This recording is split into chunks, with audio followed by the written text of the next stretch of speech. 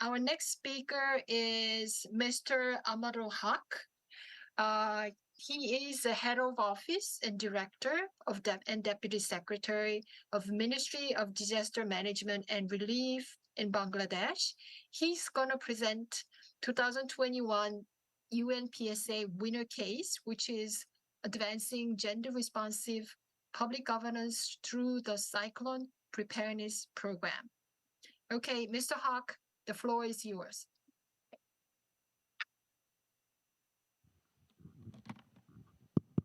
Thank you very much, Meena. Good afternoon, everybody. As she said, I will talk about United Nations Public Service Award winner case. For your information, we achieved United Nations Public Service Award in 2021 for achieving women and empowerment in our disaster risk reduction. Actually, it was an institutional approach. I will start with actually 2-minute story. Can you please play the story? Video, please.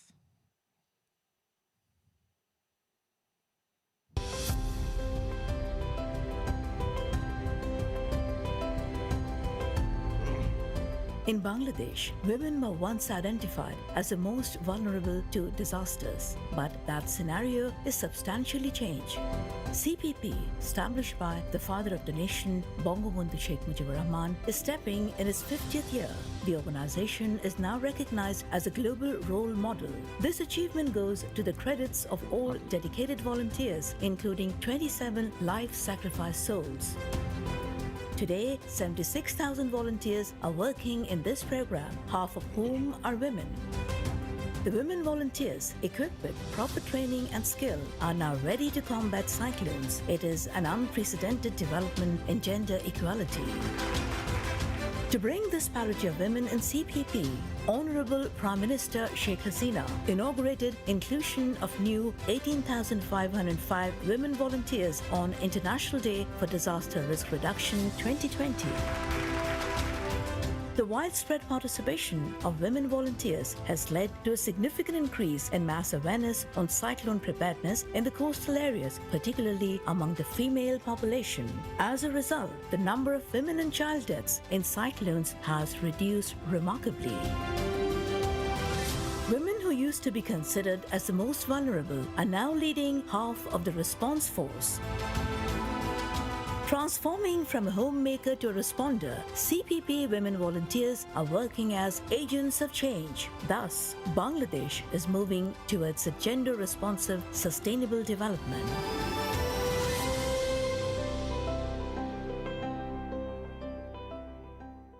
Thank you very much. They are actually our champions. Now I will talk about how we facilitated them to reach at this newer height. Next, please. Next slide, please. Where are we from? This is the actually picture. They are actually 1/3 of the total volunteer force. Women were 1/3. They are lagging behind in capacity. There are lack of participation and almost zero in leadership role. And there was also access to information and early warning system gaps was there. Right? Their early warning limitation was that mostly filtered by men, not that contextualized with women needs. And there were definitely understandable and accessibility issues were there. Gender digital divide, actually it is huge in our rural community. Our one speaker, Ms. Kuda, said about the global gender gap. In Asia Pacific, it is 67 versus 61. But in our country, in rural community, it is huge. You cannot imagine. And definitely gender-based violence concern were there. Some practice and perceptions problems was also. Women were last person. Actually, they evacuate last after confirming everybody of the family, including senior persons, person with disabilities, even she has to confirm safe shelter of poultries and dairies. Then she actually can move to safe shelters. Then there are some perception that shelter might not be safe for women, specifically adolescent girls. And there is another concern, perceptional concern, that women are normally considered as recipient of service. They cannot be provider, and definitely the homemaker. I have in our video we said homemaker to responder. Our women are homemaker mostly in communities. Their capacity of managing everything was not considered.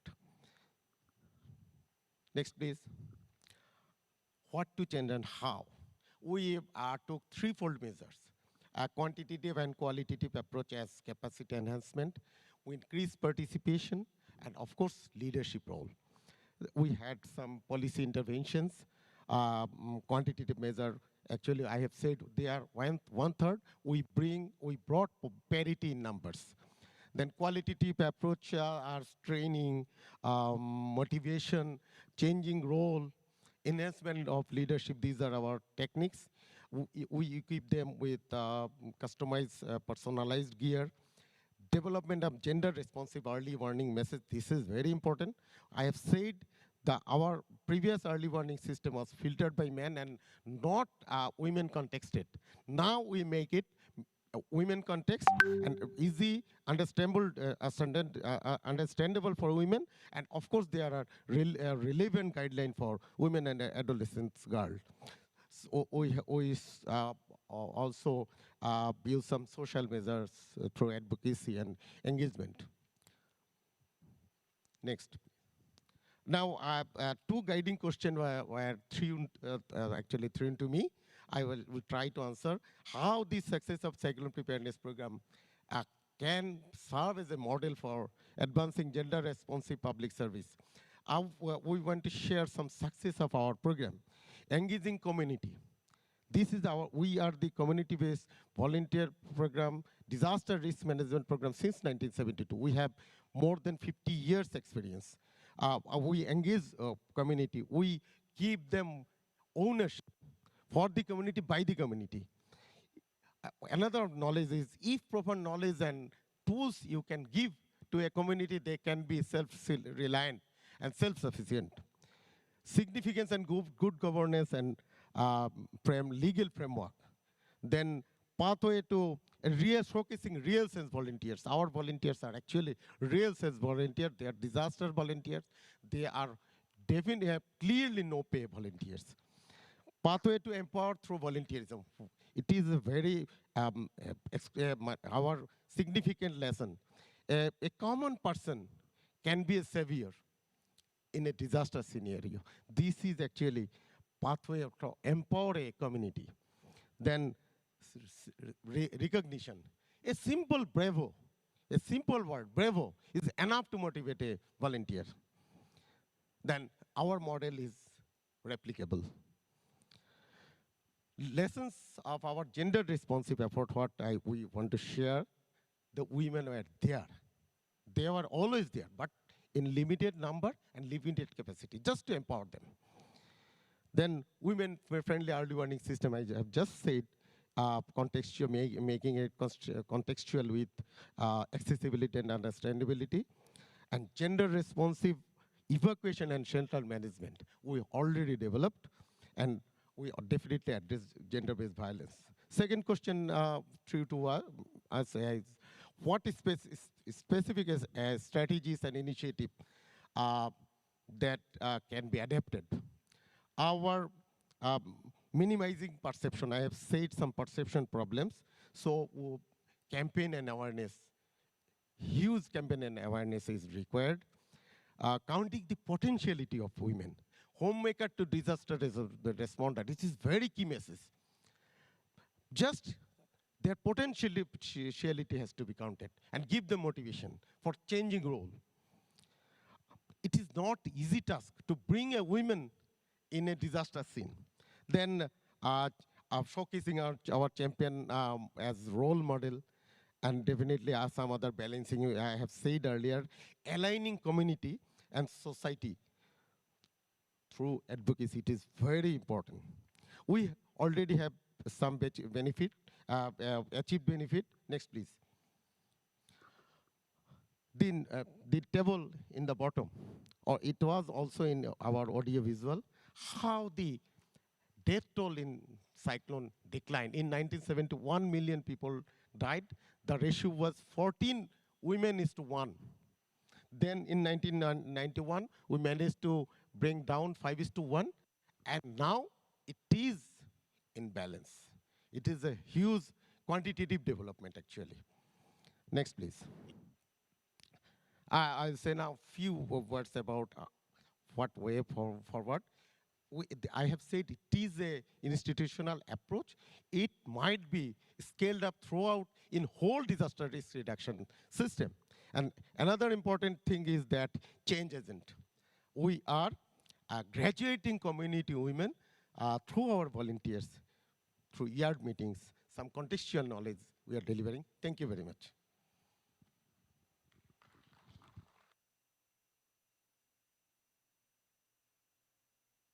Thank you very much, Mr. Haque. Mr. Haque introduced the UNPSA winner case, which was advancing gender responsive public governance through the cyclone preparedness program. And then he basically answered to two questions that we asked. First one is, how can the CPP serve as a model for advancing gender responsive public governance in a disaster preparedness and response efforts? And he mentioned that it will be a community-based disaster risk management approach, and he provided some of the lessons of CPP in gender responsive DRM. Also, to the second question of what specific strategy and initiatives within the CPP can be highlighted and adapted to enhance gender equality and women's participation in disaster management and public governance. And he introduces some of the campaigns, awareness program, and some of the efforts to transform women from homemaker to disaster responders, and how to motivate the changing role from recipient to provider.